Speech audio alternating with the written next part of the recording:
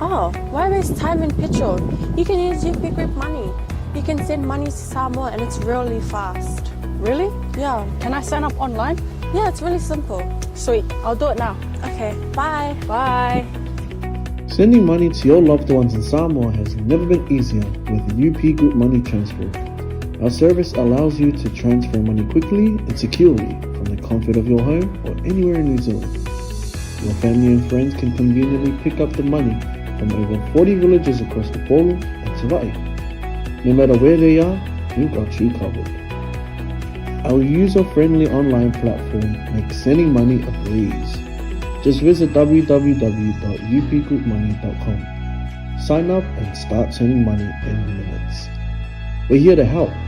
If you have any questions or need assistance with signing up or sending money, please don't hesitate to contact our friendly support team at 09558 2896 or 0800 877 328. Or visit us in the office at 6/22 Station Road, Otahuhu, Auckland 1062. Experience the ease and reliability of UP Group Money Transfer today. Your family and friends in Samoa are just a few clicks away from receiving your support. Visit www.upgroupmoney.com now to get started.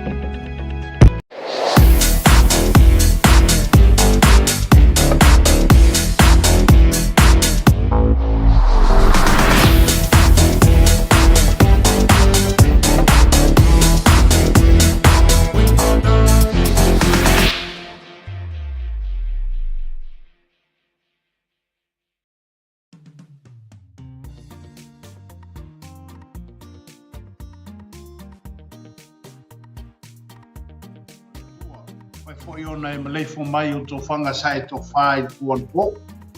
Ne foi wa tō fo ino foi ele tua seisi malosi. Ne me se foi o seisi foi ola fo. Ao se ma nava foi wa mai ele tua se o kisene fo ina ele tua nei tai au. Ia man nei foi aso mata mo fi. Tai e le loto ile tua ma tato vi mo tato ala langa ile tua. Wa o ia lava o le tua wa ia tō wha foi sia mai alo so fua mo tato wala nei tai au.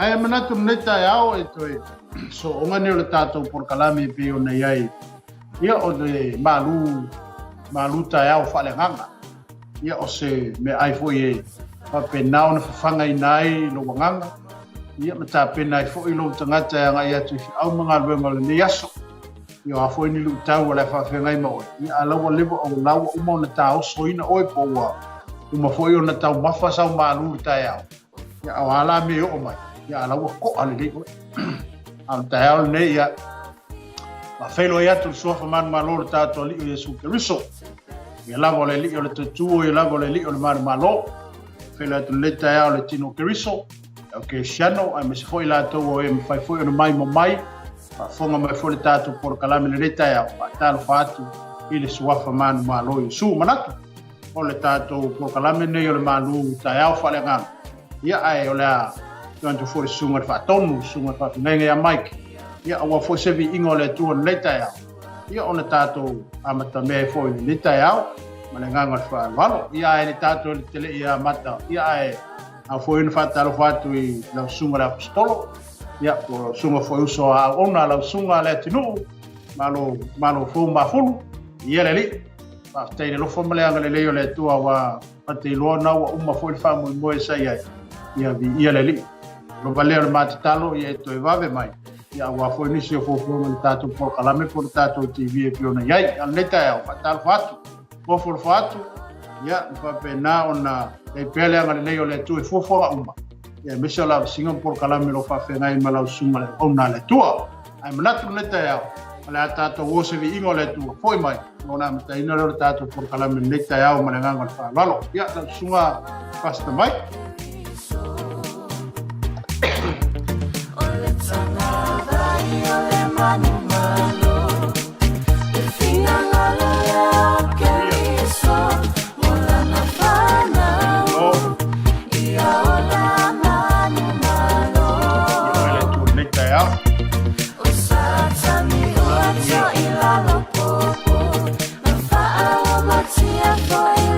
Grace.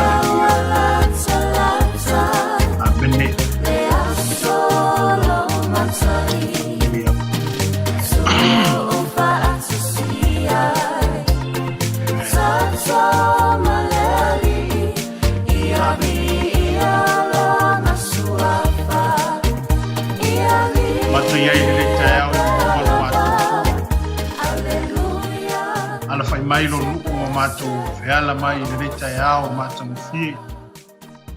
Tai ao tutoa ma le tai ao manino le aso mātou ngofie na e whaia mo I mātou no mātou mā. Mātou whapea e le tua mātou whaaftaia no lofa ma no wanga lei. Loa lofa e le mwhaatua o ia lo mātou tua. Whaaftai tele I lo wanga le lei, whaaftai te mā, sa e leo, sa e pui fo I mātou au mātou iai le pōan pōi o mātou muenga. Nei wai te whafo si mai lo mātou ola, mese lo mātou manosi le nei tai au. Mātou alalanga mo mātou whafo I atu le vi inga I atu, o elo mātou tua wa o lava le tua e au na vi ia. Mātou Winatu ia te oe le nei aso ma le nei tai au. Asolonga fo I o porokalame lungo le ala leo o le TV ke usiano lo mātou ta mā. Ia me se fo I le tua lo mātou fasoa ma lo mātou ta talanoa I lo le lei. Mātou te mobia lava oe lo mātou tua. E nao na mātou whaalata lata atu e ala le mano lo nganga pa ia se e ngalua ina I mātou. E nao na e ngalua mai le li ie. Loto tele ina I mātou e ala le whiau ma le ngaluenga wa e tutofi ai mātou te ngānu ue ai. Talo ia te oe le tai au le nei lo mātou te mā. Ia alu ma le mana la upu le nei aso. E na fo e no lui tawina ai mātou ma suoto sina ai o mātou loto. Ina ia pa usi ele le ina ia tupu mola. Upo lau fionga e peo na mātou whaalongonongo iai lo mātou te mā. Mātou walau ia te oe awai mai oe ia te mātou le nei aso ma mea uma. A o le vi inga iau na whaafo ia te oe. O no lo suafa Yesu. Mene. Ia, o le whaaftaina ma le whaamnuna I le tua le nei aso. Whaaftai le tua le oe toi ala whai mai le nei tai au fo. Whaaftai le tua le oe toi maualo malosi mwhai foiona e sisina mai, mwhai foiona mātata no atu. Io le bi inga na whaafo I le tua. Na wa upo le fionga pa ia le tua. Wai e nga te wha umiso na ola I se kupita. Wai se na te wha umiso na ola I se kone po o se minuti. Pene, wai pea ona mo mau le fionga pa ia le tua. Pea o le tusi e si so o ma tātou whalongolongo iai. Io le tātou, o lo soi fuama lo tātou o le peo se puao. Mene, matala mai le tai au. Usai na fui tala mai le tai au ai mangu le fiafi. Ia ai whaaftai le tua e lunanga le leiwa. Umi nātou sanga te soifua. Umi foi ni aso te ola ai ono lea. E leo se malosi o se tangata. E leo se poto foi o se tangata. Ai o leanga le lei o le tua le tātou te whioa I ai lungu ona au. Amene. Lo soifua malo ola lo o mawina I ao le tua. E lava lana mea tātou te anga ngai ia eiloa. Olo ia whaamar malunga le tua I lunga lo soifua mu tātou tangata. Ia e mana tua le tua e so steng. Ia tātou mana tua le tua e so te anga. Ia tātou mana tua le tua e so se mea tātou te anga ia. Ia tātou ilo. Olo ia le tua whatasi moe. Amene. Ma lava tātou fufuanga ma lava singa mporokalame o lo tātou anga ia. Ia eiloa.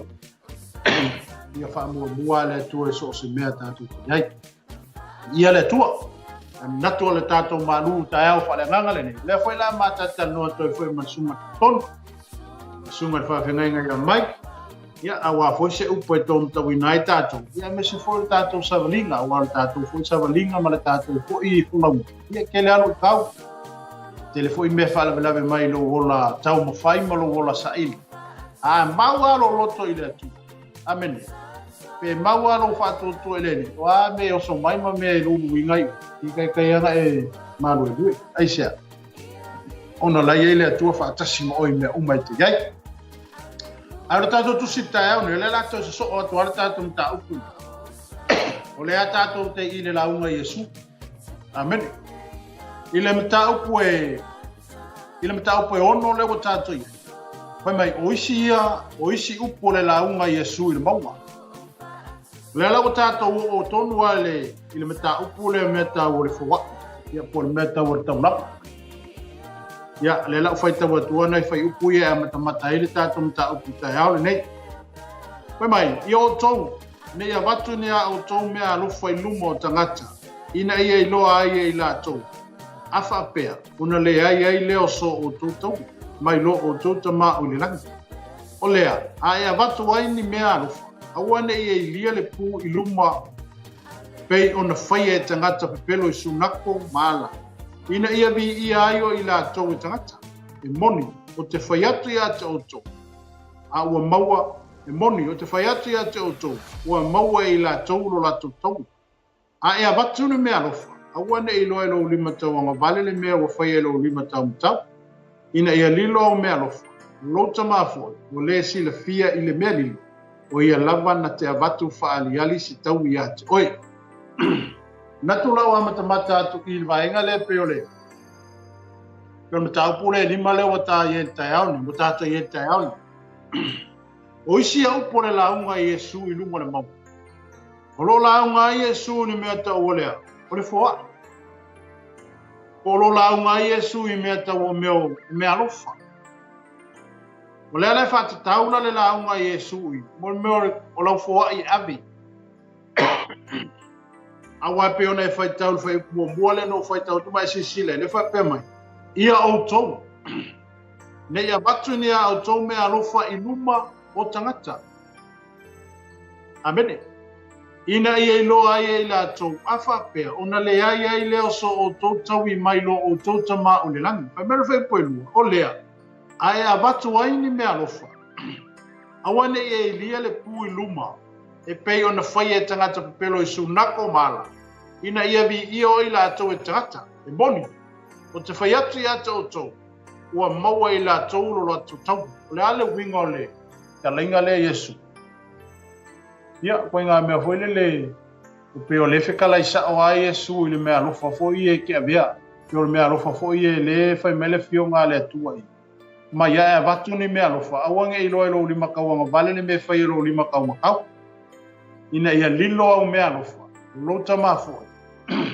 o le sila fia i le meli o ia lava na te avatu se tali whaaliali atu ina no winga o le tala noa Yesu le mea kau le mea alofa i le ka kaulanga whailo ase mea alofa i ke avepe ke ave i le hua amene ono le mele sawa i le upo Yesu le pa mei awane i lia le puma i me na i sawa i ngawhai mai o le aia vatu ai ni mea alofa awane i lia le pu i luma pei ona whaia e tangata pelo i sunako mala. No winga rale, ele o sesi la lea fo ila e karangoa mal. Ele o se pero wheka fo i pos kakakapa ia pos o ai lava le e onga le upule. O Yesu le fitalai. O winga rale na unota ingo Yesu. E vaku le manguia le kua ia oi. Pea maire manguia o le kua ikia.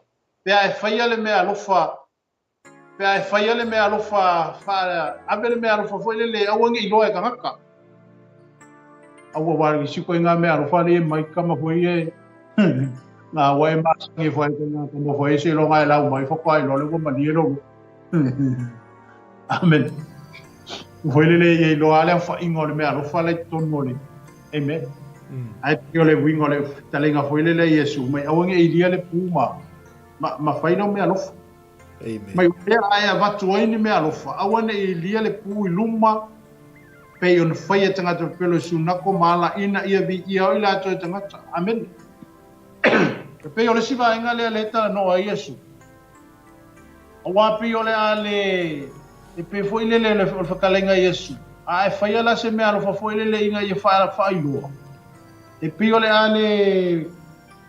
ale te kau ila le manguia sa amen ai pe ole langona o Yesu ma le mangako Yesu e ale langa upule i a faila o mea alofa fai le mea alofa awange i loa e kangaka le mea alofa o ele ave pe i loa e kangaka lau kele se mea wa e fua amen a wale sa wa ia i fai mai a wa o lo tama o le langina te avatua amen e fai mai ai avatua ni mea alofa awane i loa e lo lima tauanga vale le mea o fai e lo lima tau mutau ina ia lilo o mea alofa o lota mafo o le sila fia i le mea lilo o ia lava na te avatu whaali ali si tau i atu longo winga la o le maga onga o Yesu le i ai whaia le mea alofa i lea wala whaali loli ai a saula le kau e whakabaka umaka ngaka i le kau e sau e a mai lea ko ia oi ma mea mai lea whaali ali ai a tato whaia le mea alofa awange i loa e kangaka lea lau mea alofa leo kua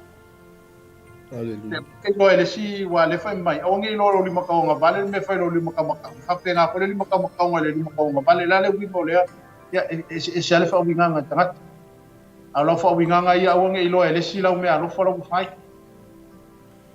ona fo le me wa mai ele tu pe fo nga ko kala mo fo ka ko maka o ma amen ile me fo ile le tautu hallelujah ya malo fo ile tu ia me pakingo nga ta o ie fai Ole me ia ngā wā mai e lea kua e lolango ngā le le e fōai. E ua fuanga i loa e sisikanga kai e le mea lewa e fōai. A wā e lea ngā whapea ngi ke whailoa se mea alofa peke manga e whailoa lau mea alofa lewa ave e po se mea alofa fōi sisika kau whailoa. E kupu e lea, e kupu e le me kupu i ngai le vanga. Ole a whapea ngā o ngā le i le loko le sikanga ka inga o wharonga. Wakelele ku pele sika ai lai kikilang ku abe ela le langonga nga wo ai lola langonga ka ka le kikilang wala fai lola se wala foi le au fai lola le nga fia au ka va fai lola le nga foi le fa pia ai la la ke le ku per ko ingara le kikilang ka kaulanga ye wa fai lola le langonga fa tanga awali fai le mea lai fai mai le fikala ye Yesu Amen. Ia le winga matau pu tau nge pe ole upunga Yesu le amai. Awangi faia lau mea alofa, awangi fa iloase mea alofa o ilumo kangaka. Amen. Mea alofa ilumo kangaka. Anga uso la ko ngala ngunga ya fa pe ya kako, o ngale kako le ki. Amen. Anga watu tupu me fa pe. Ai ole sikila e bi ia ina le ko le me. Amen. E mo ela se vi ingole tu le ko inga fuwa ine. Amen. Al fina ngalo le ku. Awale fa la wiloa fo la fo. Pe awale fa la wiloa inga fo le pe la e ave. Awale saule fio ngale tu ma le ku Yesu. Awangi e ku mo ka ka ma la wa me wa u le wo fia su wa fela. Amen. Yo wa u le wo fia ya pe wo fia bi yo ngala. Ona ya. Ele la ngona le stamata. Amen. E kipti ele skanga kai la fa lo ngala wo yesia anga le fa le o ku pele ke olo wa ke le ya sa nga yo malanga ku pele sa we fo ele ke le ai pe yo lo fo mele o po Yesu ta ya ne program tanga ta totus amen wa mai yo toni ya watu ni ha to me alo fo luma o tangata ina ia lo ai la to wa fa pe ona le ai le o so to wa tau Amen. Ona le ai ele so tau i mai lo o tau tama o le lang. Hallelujah. E pela le kele o kako, ka ofisu mele. Ele se upo ba o le upo le a Yesu. Amen. Ia e lawa ko ya le fias. Pele la ku ma le fias fu le wako. Amen. Ia e mai le fionga le tu ma le upo Yesu le taia le fai mai. Le mo mai ya. Ia o tou, ne ia watu ni a o tou mea alofa i numa o tangata. Ina ia iloa ai e la tou, mai vai la ia. Wai mai ia e lea ngā Afrika ko mea alofa e la iloa ka haka le fwa ingo le mele Afrika. A fe mele le fwa punga na sawen, aleluia. A fa pea, ona le ai e leo so o tou tau i mailo o tou tama o le langi. Pai upe lua. O lea, a e a watu waini mea alofa. Awane ie i lia le pu i luma, i ona luma. Amen. Loko winga la le mga o Yesu, ka ofi la le meanga, ai fai ane meanga wa waku ele a koelo loko ke foa ie. A ke le ala foa ie lesi, pa kai o laifa manguia ia le koela nga i foa ie kili. Ai awange fa la wiloa, angone mea la le koe mo le loto hoi le ua le lei. Awa kupua mea ngā kai mingi. Aleluia. Awa fa lau lola. Ia. Mea la ngai maua pe wale le e fa longo ngā lesi kangaka. Pe wale le e fo ile mangako lesi kangaka winga fo ile wa. Ale upo Yesu tayane. Pe mai. Aleluia. Aya vatu ni mea lofa. Awane ilo lima tau nga vale le me fa ilo lima tau. Ina ia lilo mea lofa. Lota mafo. O lesi la fia ile mea lili. O ia lava na te avatu, paali ali se tau i ate oe. Amen. Aka ko fo ai foi lá ele ko ma me ka ko ke foi. Mungi lo fo ni ska ka fo ai le fai. Avela fo ai man malioro. Avela ko langa man malioro. O wangi lo fo ele sila fo ai lo fai. Ai a saula le ko fa mo wi o. I kilo o malalo langi fa mo wi o le. Amen. Ka ko fo ai la ile ko de medi. Ai fa mo wi le ko. Fa ali ali le ko mo wi o fa mo wi ai. Amen. Aleluia. E peo se vai ngana le wa mata to le tai aule. E ala fo ile tato faso. O wi o fina ngalo Yesu. Mai lau me alo fa le medi. Mo fa mo wi le le to eto. Ia lo sunga mai o le wa mata. Ia la foto foi le nai tu vai. Ia mo le so marta malu tai le tai. Vi ele tu. Peo le, o ke vai u lau sunga le, fai fe awe e ngā kaka ue li fai upoe whaan. Mālo whasoa, mālo fai tufa ni vai ngole aso. Wai peo le, a tatou sila to toa le nta upule e ono. Ia tatou ainga, ia o lo mana ia le vai nga mainga e le fionga le atua le nta upu. Ai o le whaawawina leo le launga Yesu. Le sa tatou whaasolo me nta upu e lima. A tatou sila le fai le nta upu le ono. O le tasi le wha. O lo o Yesu i le meta o le fuai. Ia o le lima nga i sulmal tolu. O lo o Yesu i le awala e tatalo ai. Amen. Ia fai po sulmal wha nga i sulmal lima. Io nga fu ia o Yesu i meta o le wha mangalo. Yeah. Ia sau lalo fai po sulu ono sulu balu. A fo ia o me Yesu i meta o langa pongi. Ia wele manga i o ngei la unga tia fau. Wow. Ia. Mai a Yesu me so. Iyo e. Mai a unha foi ali Yesu ali. Kasi lua konu whāri e ono le leile e ono le lei mata upu i to tono la unga le Yesu me ta o foai o tatalo o wha mangalo o le anga pongi o le popole ia ma le suluiva lua sumal wha o le sumal le iwanga i le lua sumal wha na e tala noa mai ai ia Yesu i le la au mono fua Yeah. a tatou baba ai to toa la i el tai au nei le whaatulanganga mai Yesu o lana la unga le mtau poi ono. Amen. Oi sori. Ia pe ona whaasotu ni e lawa ai fōa i ka kou le songi. I tatou mai tai au tatou o te talo. Ia. Mana ia tele le vaenga leu tatou iai. Wai tia whau o le wotoi mantua. O le holiday na ia o tou i nei whanau ia onga. Amen. Yo le foi holiday, le holiday foi nei a matou. E ila ngai aluma nai whanau o lungol tatou pokala menei aso. E sauala o il Fasamoa. Ia lila o waku wha Peritania. Nei a uange nei left out ia se ia nei alum whanau nei tai au. Amen. Ai mana ia tele, fai mai. Fai mai la Fasamoa o foi upuia le sai whasoa ai. Mai watch out. A Fasamoa fai mai ia o tou. O kasi mamafa upo Yesu. Watch out. Ia o tou. Don't do your good deeds publicly. Ne ia watu nia o tou mea lufa i luma o tangata. Amen. Ma ngai a kelele o ngale o mai i mo tatou. Wa le fo wa makaunga ko anga tuile. Pai tau o le fai mea lufa. Ia mai se fo yo le tatou te iai le soifuanga o le tatou iai le ngā luenga o tono a inga o le community. Le fai mai launga Yesu. Hey, watch out! Ia o tou. Nei a watu nea o tou mea alofa i luma o tangata lono winga. Ma Yesu a fai kou mea alofa. A wale wha alia lia kou mea alofa. Pa mole mole. Mai la iol wha umanga le. O le whai upungai mua whai mai le wha Britannia. To be admired by others. Ina ia i loa ia i lato. Au mea alofa. Maka ukia ke le mamafa ke le vaenga le. No inga ilo Yesu vai ke mi o le au iutaia.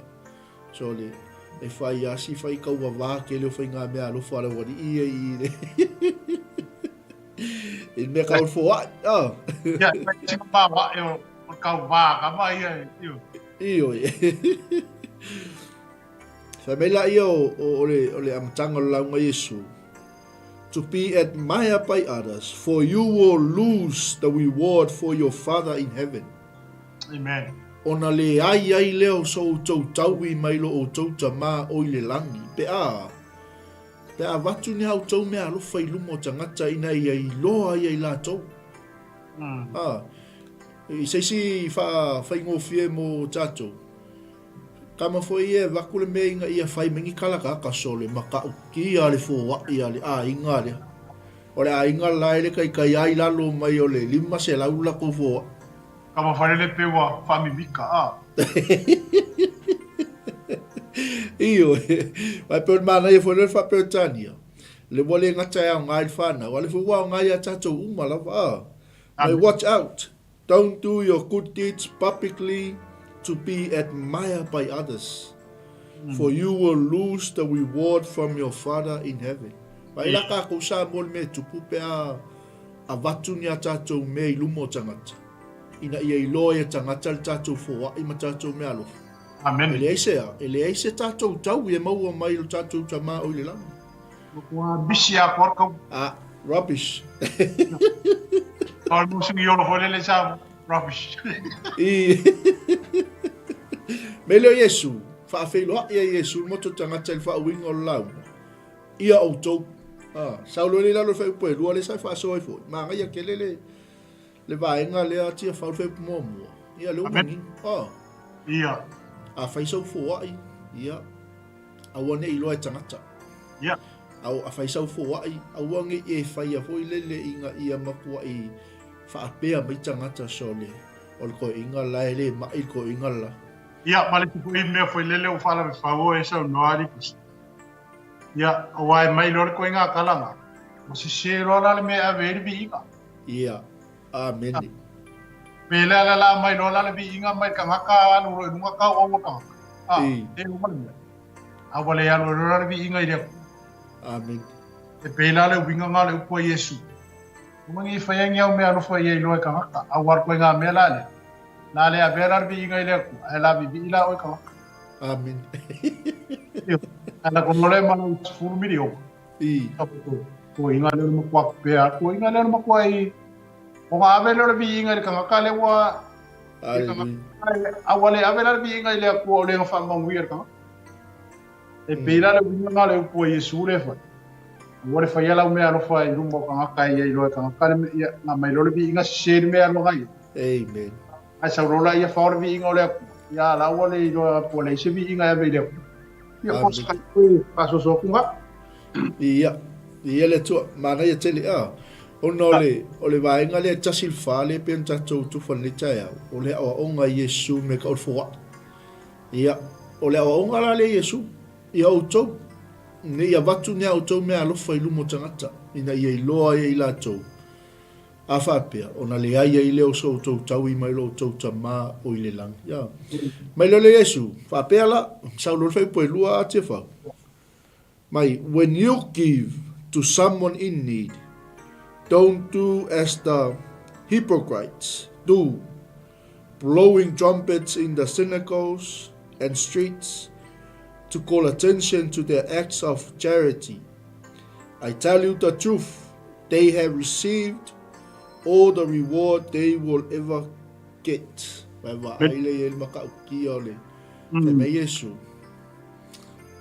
Olea. A watu aini nyau tau mea alofa. Awane i lia le pui i au luma. Ia. Inga koe ngā mea woi. Ia, ole, kaulanga le ale ngai ainga. Lea ua. Wai aile, kolu afe kala. E mei Yesu, pei ona whaia e tangata pepelo i su nako mala. No inga le pole. Ele se mea sa mon mea le apasta. A Ia. fo ke mio Yesu le la unga Yesu mele e fo ngei al mele. Ia. E fo nge ar me le o le lau mai. O le lau mai o lau me alo fai luma yo. Awa le me mongi ai o le saui. Ia o le o la unga Yesu. Ia a le o kele a isi me o walaua. Fai loa ala kupe ma le mea wai. Le o kuku sa o le sau le fionga le tu. Amen. Ale fui la sau ngoi foi meia. Le se kau ia maua ka fa pe men. Amen. Amen. Aleluia. Ia le. Ba ngai akele la le o nga Yesu. Amen. Mai o lea.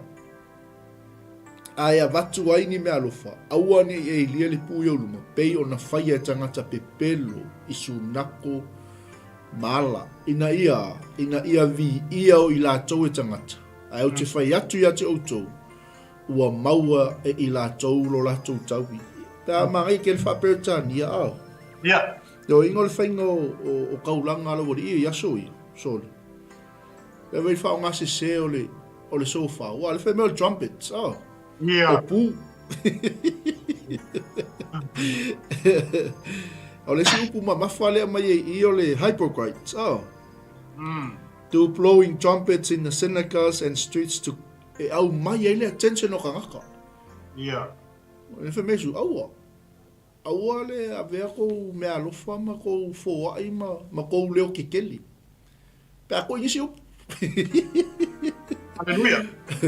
Ma kou leo kekeli. Inga ia i loa i e tangata. Ia, ma ia vi ia ai outou. Pea kou whasa mo whaperetani ele e. To call attention to their acts of charity, I tell you the truth. They have received all the reward they will ever get. A whapea la le whainga o le kako fōa. Ia. A ngai whai me Yesu. A wangi whai e pe on whai e tangata pe pelo isu nako mala. Ina ia vi ia o ila tau e tangata. Ele Yesu. I tell you the truth. E moni. O te whai atu ia te outou. Ua maua ila tau lo la tau tauwi. Ma Yesu. A e a watu ni mea alofa. Awane e iloa e lau lima tau anga vale le mea ua whaia e lau lima tau matau. But when you give to someone in need, don't let your left hand know what your right hand is doing. Ngai a ke len mea lea. Tia whau. Ia an mea le i kako. Nga umale. Ia. Ai laku whai o ia simi malako ai ngai. E ongo awhia kako fōa. Ta loa kau aku ngai. Usa loa kau aku ala le ilo whai lau kusi fo. Iyo. Alor ngai ele i whai al kaulanga. Alua vini le si ainga. E si al kou kaulanga ngai whai al kako fōa i le whai. Manai a tele, but when you give to someone in need, don't let your left hand know what your right hand is doing. E a watu ni mea alofa, awane i loa e lau lima tau anga vale le mea o whaia e lau lima tau matau. Mai le whai poe wha. Give your gift in private, and your Father, who sees everything, will reward you. Mai wa aile iei. Ina ia lilo au mea alofa. O louta mafoi, o lesi la fia le mea lilo. O ia lava na te watu fa ali se tau ia te. O ia le pena i tufa ni tae au pas. Aleluia. Amen. Se ai whaia i le mea lilo. E au mai le tau ia au mai fa ali. E wa ai o matau tangata i le tau ia mai e le atua ia te i tātou. Pe a kako whaia ngā i le mea lilo. Pe a tātou. Ave a tātou mea alofa, whai a tātou fōa. Awange i loa e lima, wale mea lefe lima tau tau. Ia. Ia, Amen. wala kang whalo. O le se foi mai nga foi le foi le mea le o le fai lo. O le fai lo kau la. Se le mea foi le ka ke le ka ko mo le. Mo le fie lo.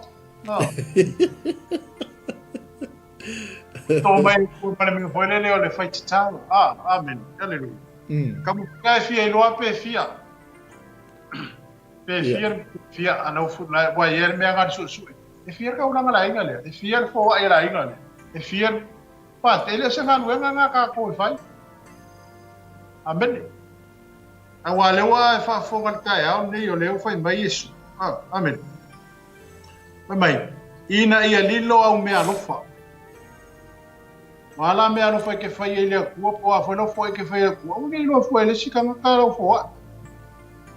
O mele foi mai o ngi lo ro ni makau me foi lo ni makau ma vale o ro ni makau ma vale o ngi lo ni makau ma o ngi o ngi lo foi lo ni pa pe o ngi lo foi lo kwa oi po iskanga ka lau fo ai lo ave ile ku a mai foi la le ku le fa mongia e mai fa ali ali aqui o e mai fa ali ali la le ku fa mongia nga ya ka ma foi fia o ngo ka ko foi ele fo ai ala ile e ala le ka ko fo ile me lilo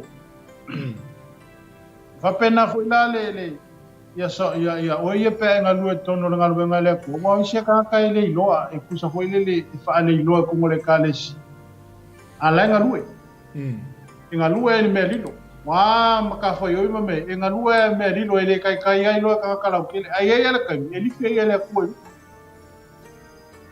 amen yer ka me li fi ele ko nga ka kai ai pele ka ko kala ngoa ile tatum tau puta o nei mo fo amen ia e ka ka ko fo ai me le foi mai Yesu ka ko fo ai me lilo amen e vai le ro ele sira fo ai pe se fu wa fer fo ai ka kala yo as fu kala o ki kai ai lo ko o le fu wa pe lo mas fu wa pe lo fu kala ia o fe ale ngale ai le o se fe ke nga i foi le lo ko ka nga vale ai se me foi se cuti le lo ko ka kala le ki la fo ai pe fa pe e fai lo amen ole ale pe ole ale mu wela la ko langa me ole la e fai o ngole asise lo la le mo tipo le asise lo la le me la fucking ngonga inga ile fo ile la e fai o ngo ko fai lo ole me ile ko ole me fa me Yesu ia fe o mai kanga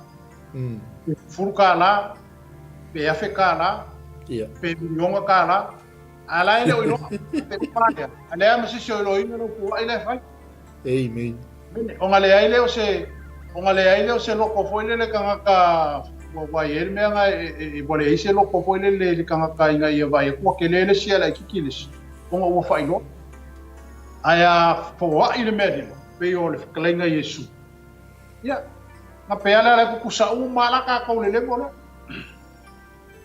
e pe se fu kala pe ri makala pe ru kala ala le fo la le o ilo le kanga ka lo fo me ala nga le mga o Yesu wa in fapega a mai foi la kali aqui o ya fuala le kawia le ko mai ki o lo fo amen haleluya amen e fu e mai ala le kawia le ko ele nga inga ala le kawia le ko mai ai fa alia e pupulo mala maka ka male la le kawi wa mai le ko e kusama na fu amen al finga ngalonga Yesu pe ka ko kar ngor ka ya wa in melilo wa in melilo ia ngai lo fo ele sika ka lo fo wa lo fo ele sika ka lo fo si ka ku la lo ngi mo kwa kile o wala ki a po ia ai lo fo ka la ki ka lo fo fai fo ka la lo fo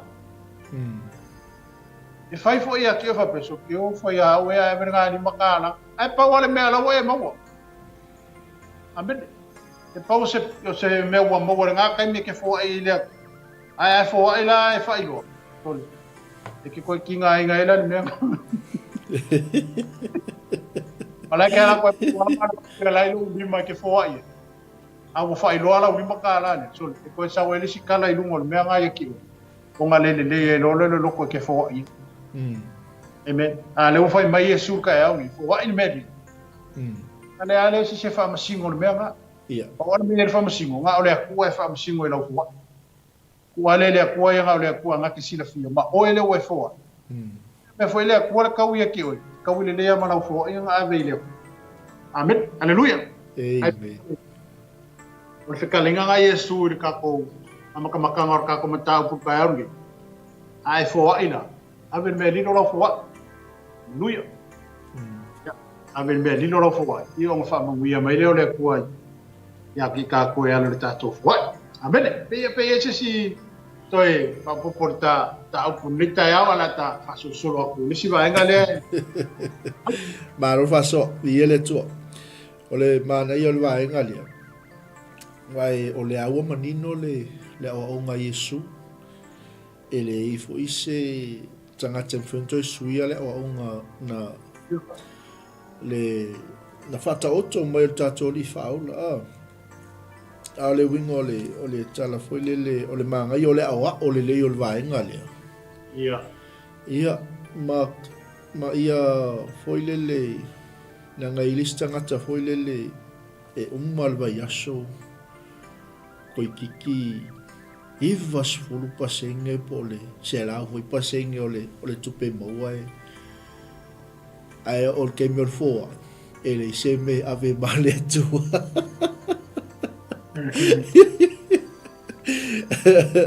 nga saulo le fai mai ia paua nga le kala le me o mo ai ia ia e penele ma ne foi la faso a fa peala io o mai mga kunga ia ana foi mai ia Yesui o lo ka mai va kualea le kau ia ki oi a fa peala kala la fo ia sa foi la mo ki oi ia kom kala foi mo ki ia amen awala sila le ko wala foi la ko ele ko mele o Yesu ni mele inga ia iloa ia ka kama fa penao na ona ngalo lua nga ye tangata e ku samara wa fa ilongi i ke le me o fa filosofia o soa ia me ele nga ka inga ki wa fo ai ki nga e foi ala lo ko le singa ka pa io ciao pa va ya ko lo ke le fo ia le singa ka pa fa ilo al mele ma ye Yesu ko isi ia pengo fie ia a fa pela nga we ele fa pe fo yo ya vangen ma malu le tu ala si la fie le ko o si la fie fo le ko ka ko le mo ka ko ko pe ai fa ile mele fe mai le ko o ye Yesu ke fo wa ile mele ya ola wala nga fa kalia amen e ke fo ai pe ke le fo ai ya ke sa u fa na ka wi a mai le ko e lunga ya ke o i me awa ele ka wa nga we le ko la ana mele manga o Yesu pa mo wi ya u pe wa i aleluia kana fa me la poskolo po e sile le mangu yo lea ko wa inga ilo le ngatali awa e fo fa mangu ya le le ko ya eme ai fa pe ngai ke lo le fa pe ngai ke le fo ya o ngai ke lo ara le ka wi fo ko le fo amen e ka le fa ya kula ma o e po kala me ngai ke sile fia le ya o pe fa ke le fo nga fo na wa e ko fo e fa mo nga mo le fo io amen awa e le fo la la be asa pe le sembe fo amen amen la sa mo nga sa pe le fo al mele ma mi le fe me Yesu e ke fo ko fa mo wi mai le ko ya ka amen alo sa ai la ia le faso tato ainga ele fa pe la fota la e mana e mo ta mal fo pa na ko wa io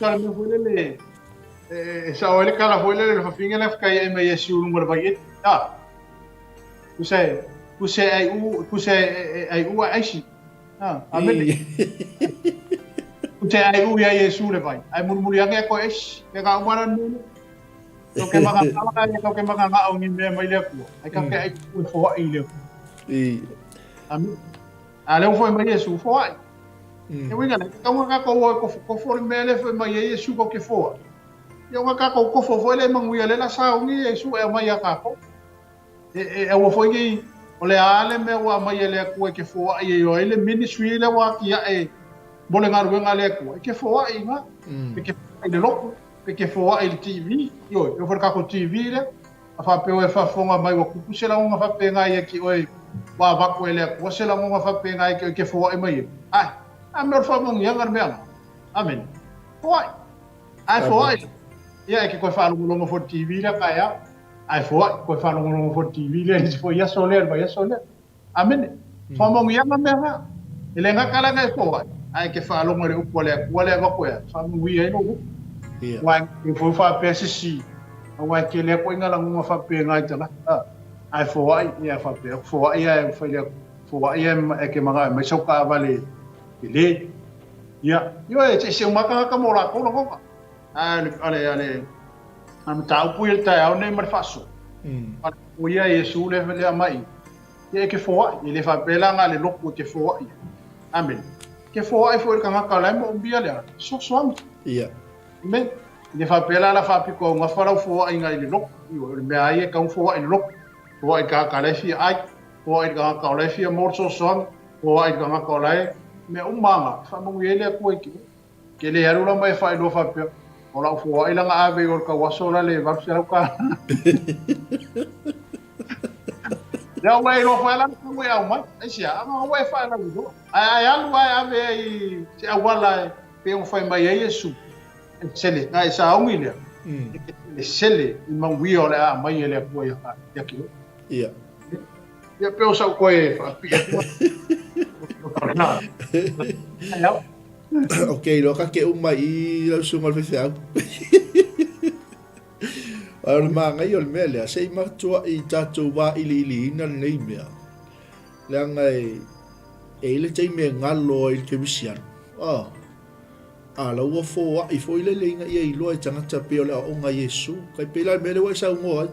Sei, i whaapea voi se waka alua a vela ka fō i oila wari i nga lai mele aso voi le leo ngolo kālo fai.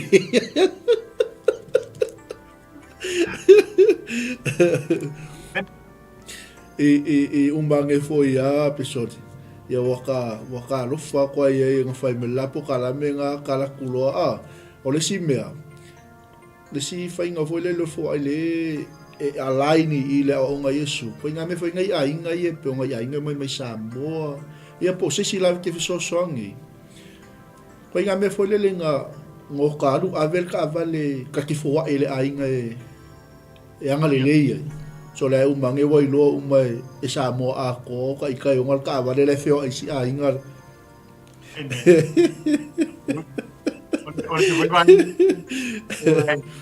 o le mea ia o avako ele akua ia ia ki oe ala i rako. Wai musu foi le nganga o le akua ia o. Iyo. Amene, e ala foi lau foa i o le afo le mea lai mo umi. Ia, o whikanai leo le akua ia ki oe ala foi si ainga lea, mo mir so son. Ia ke oe la ia ma makako fo ia ala le mea wa mai le akua ngalue mai le tu e lo foi loko ma lo foi kanga. A whapea mai le akua ki ala foa i ka avale le. Amene. Aleluia. O sape fa me ora fo wili fo ka fa ka o ngafi. Ai fa me ale ko a me ora fo wili. Ame. Ia. Amene. A wa risika ka fa penga. Ala wole mo fa kala ko ile ko a me fo wili fo me so. Wa fa ka o mai nge ya ngafi fo wili ale ra. Eme. E ma ka ulia. Ma fo eso e mai e le ko nga ka ko pe mongi de ka ko fo. Amen. Le no pe va ko fo wili nga. Ai ko isi au fo wili ko ka ya. Amen. Aleluia. Ai peo le ala le tala noa fo ile le ala ile. Ile fa soa ma le tala noa te to le tai au le ala le. Ile fa talenga Yesu. Ka ko fo ile me rilo. Ia. Amen.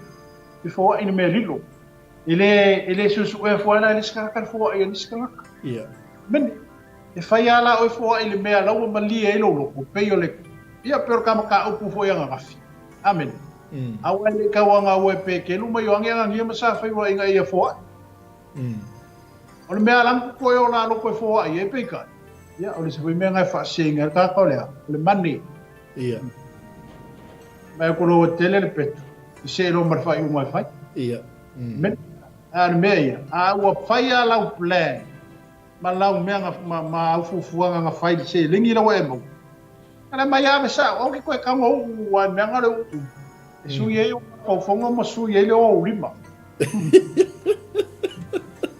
Amen.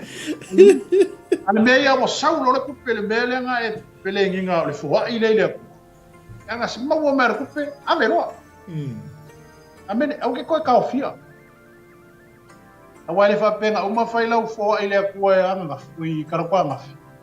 Ai mo mere kupe anga ngafi. Nga u wa ile kupe wa muse Wai mo. Ai ngalo ya ki o lau fo ai lenga fai dia. Amin. Asa kai ka soson. A wo mo lo se lengi malau fo ai le malau poro missing fai le ku. Nga mai ya ave lo. Ia. Awe ke koi ua. Awale. Ner ki a poloi. Sa foi ner ki a polo vi vidi lo ma fa. Ya, ku vai lua foi lo kai ka foi fai ai. So ya kon me. Ya. Ana was che kala le ka fai ka wa.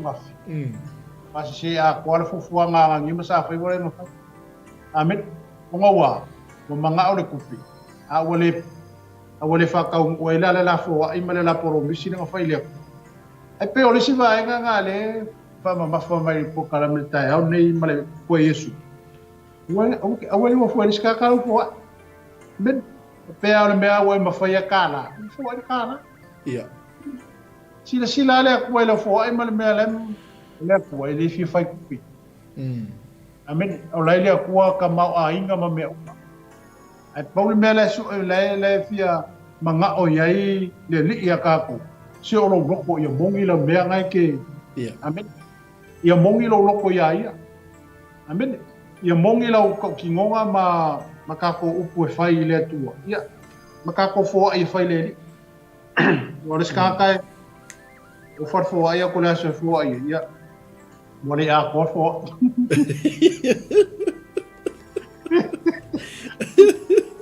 Amen. Ko la se fo ai. Mali ko po fere si vai ngol fo ai nga o fai le. Ya o menga ya. Ke fa ko la ya.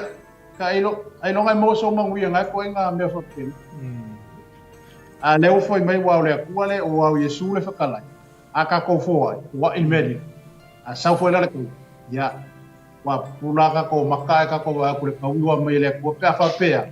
E bongi lo. Ma mongi o ka ko lo. Ila fo ile la fa ile. Amen. Amen. Ele kusolanga ele fo. Ai nga o ele sau ki ngau. Wa ai ko kali ngalo mo kum sang o fo.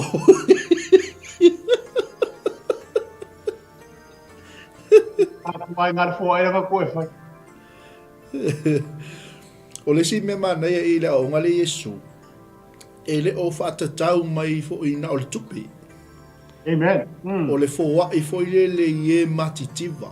Ele o min mai le o nga Yesu ile me ka kupi. So le min mai le i la wa uia wa ai le afionga le to ile me ka o le fo wa i so sko nga me ke fai me alo fai fo wa i ai e matitiva. Amen. Inga ia auange ia. Auange i loa le lima kaunga vale me fai lima tau matau. Yeah. Ia fai ai le mea lilu. Inga ia mauala le tau i le whaatali mai mo tātou. Le tape na ina le tātou ta maa o le lang. Oh. Amen. Lai mone mwha maoni ia whaasoa le tātou ai. So, o le si e masau al fōa inga ngā o le aswanga wa lo makua whakau pese e vai.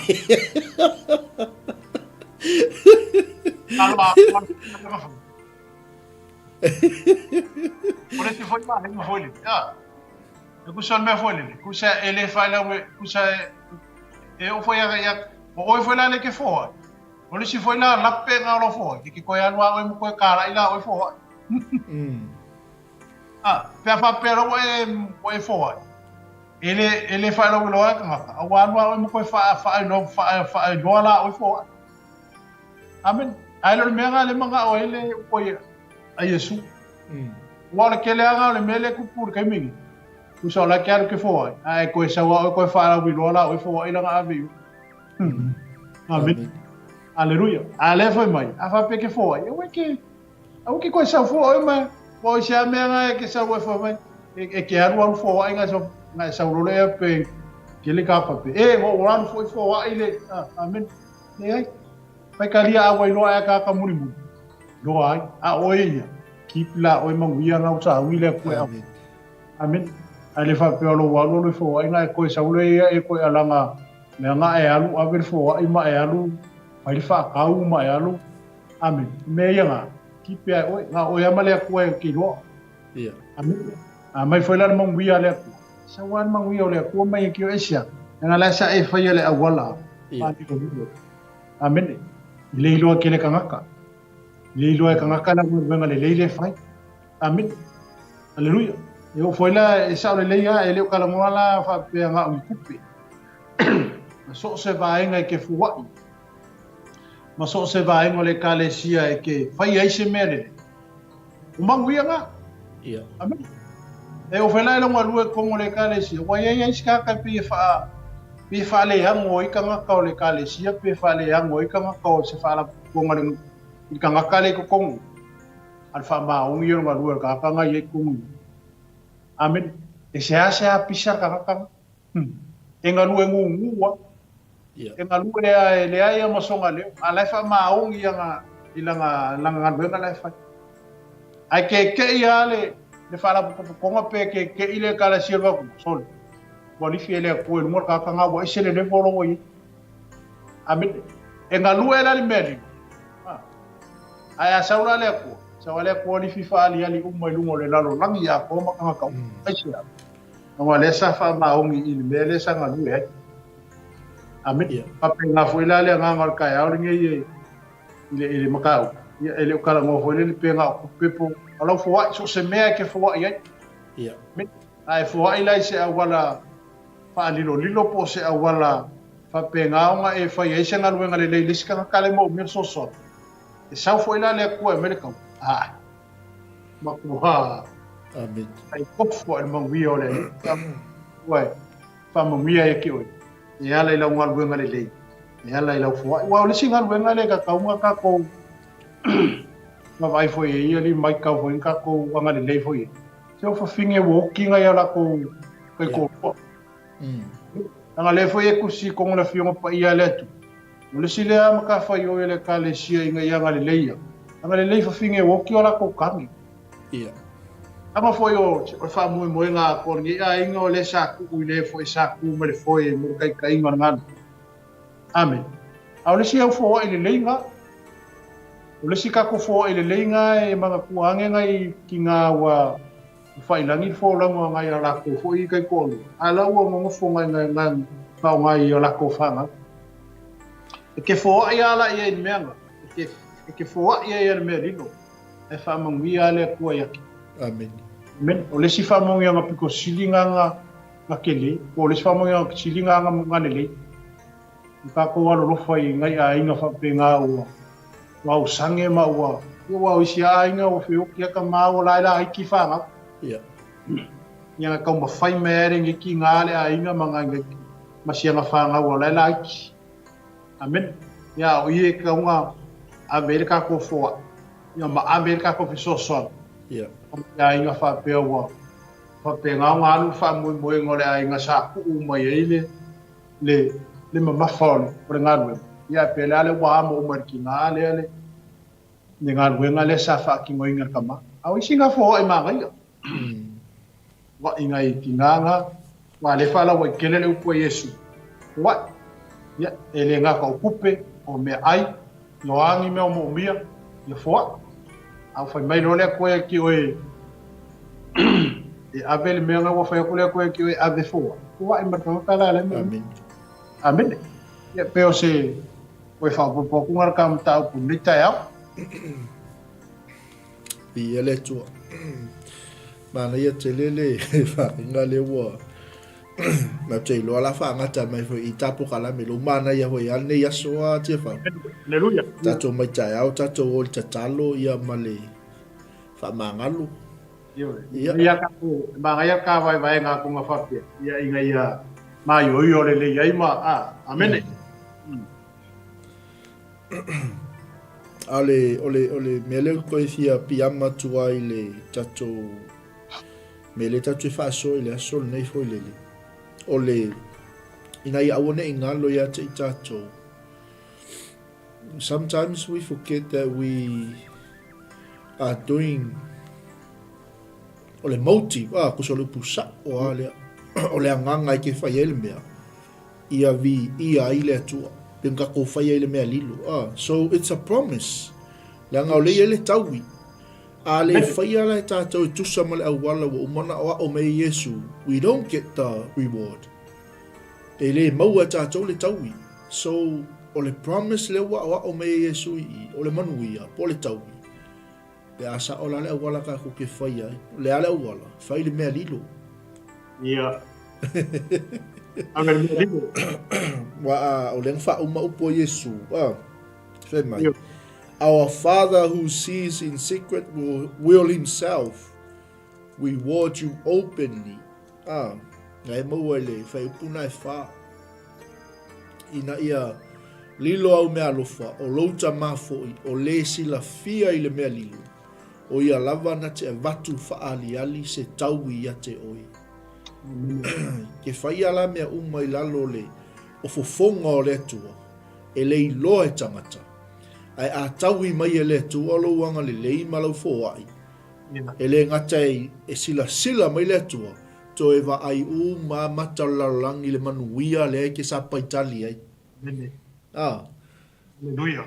Nanga upunga Yesu.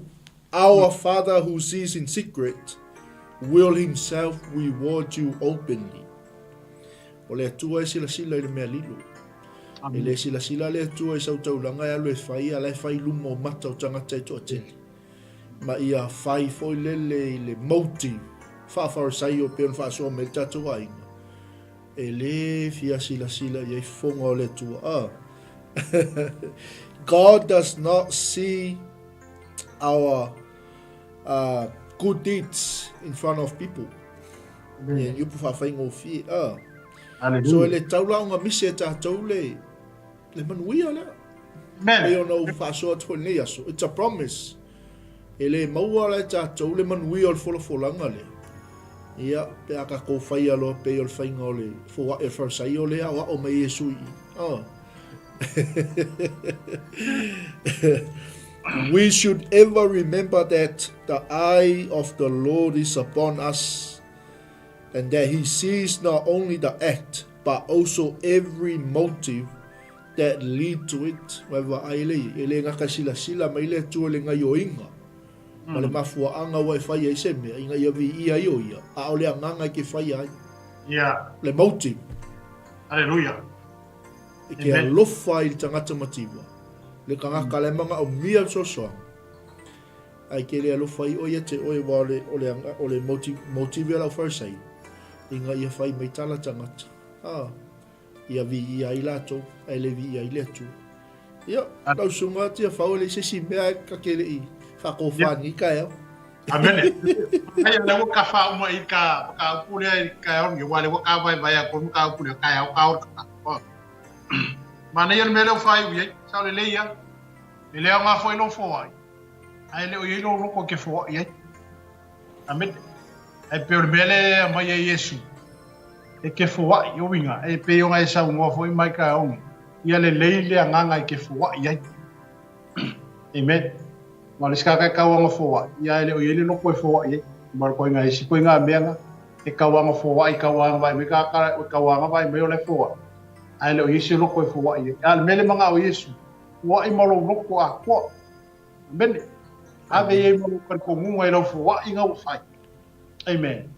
Ku ye malo fa ku ngai lo foi ai nga fai. So one day sa wele ko fa mo mia mai ki o ya lo foi. Ya le leile no lo ko ki foi ai. Ya si sila mai foi le ko le me le ka o ko lo. E ala lo foi ile la fa ki. O le me ala ngai fa mo mia ile ko ki. Pe foi o le por kalame le ta ya le.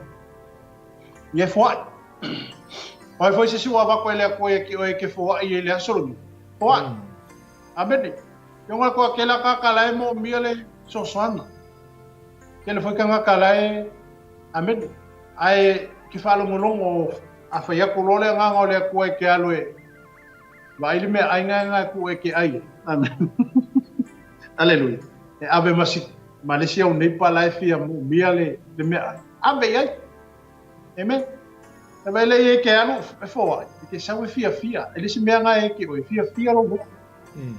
Asia, o nga lewa e faki ngonga le fo ai e ala le ngalu e mai o le kua ya ki. E ala foi le upo e Yesu tai aule. Ke fo ai la, ke sa faru o li ro. Asia, o nga lewa e fo ai male mali o lo. Amen. E wale upo nga e foi mai e ke fo ai male mali. Ya a e mali. Le asisi me kua kol mali a fa pe foi vai e ke malia i le puwai. E makua i ko ali le oi pe kau mawhainga le puwai e sea. Sa e ngā lala ni whia whape ngā whaela le upua a Yesu kai alu. Ia e fua i malmalia e ako ko alu. Ame iai, wa e respecting, wa e maukingo, e whamongu yanga le mele la sa. Amen. E ave la ma le rou loko fia fia. Ave ma rou loko le le. Ia, e ke fua i le mea lewa ngulu e ako ile ako e ke oe. E kusa mana manga onga, lesi kaka, wau lesi mea ngai ngalue ma ile ako. Ka kalo kaka le ile ako. Whasingo mai lole le ako ore. Nga ngalue ako lole le nganga le ako e ke oe. E kali le manga onga kanga kala sa ka kalo aku ya le manga onga. Amen. Unga e saungi le ke fua. E kusa mana manga onga kaka le saku ile ako. E kali e le manga onga kaka le nga ole ile li awale mele. Amen. Anga lua kula le nga ole ko ya ke o se me fa pena. Ma e lole. Ola e ni le manga. Amen. Ame foi ka ko ma penga ka ko fo. Amen. Awa ke ai u. Wane. Ai se ke sia mo ke sia. Wala mo ko ai u. Amen.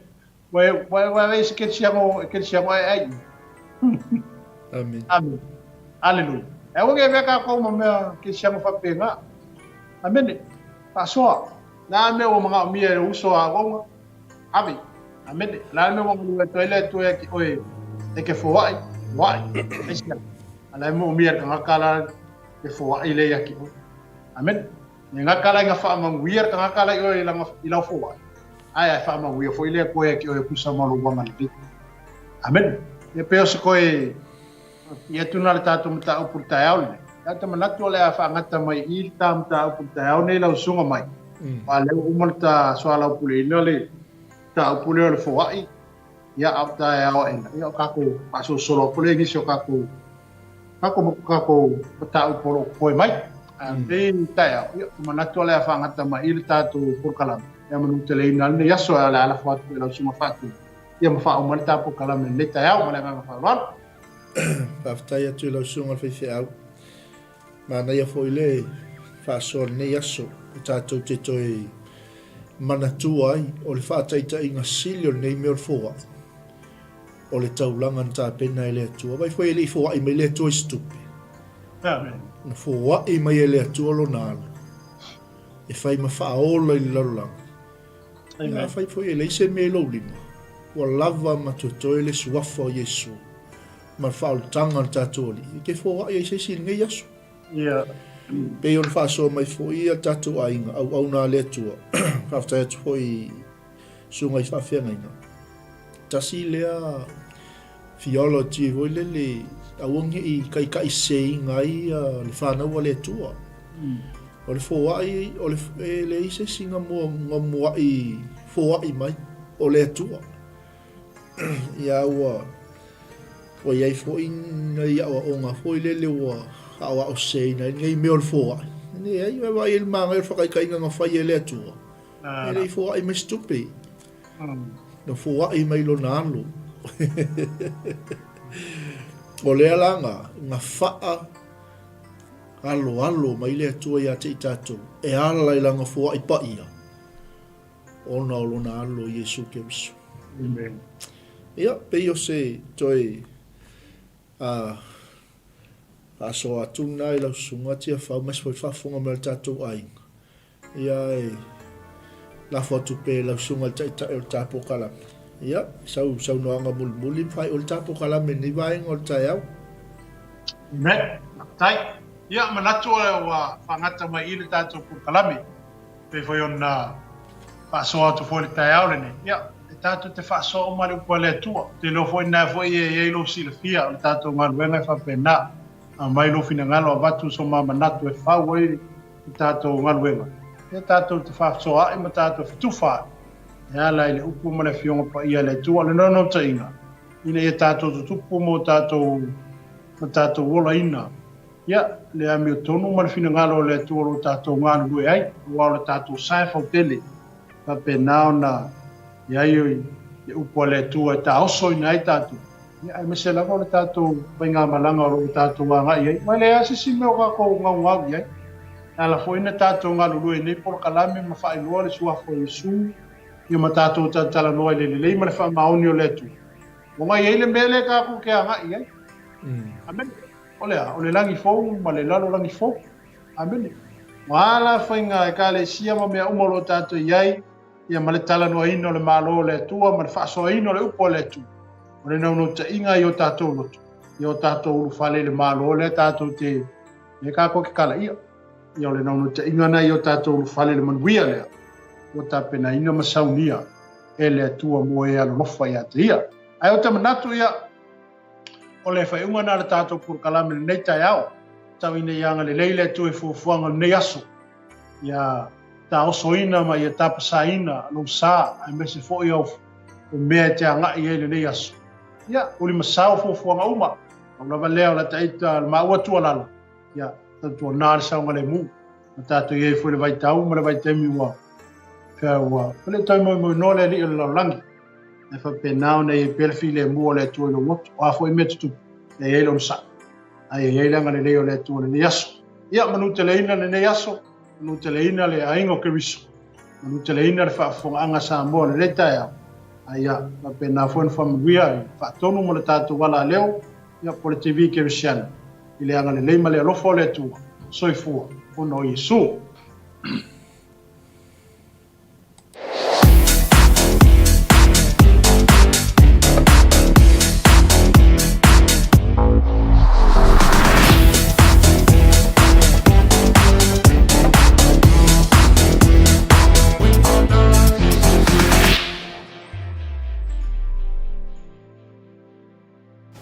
Hey sis, where are you going?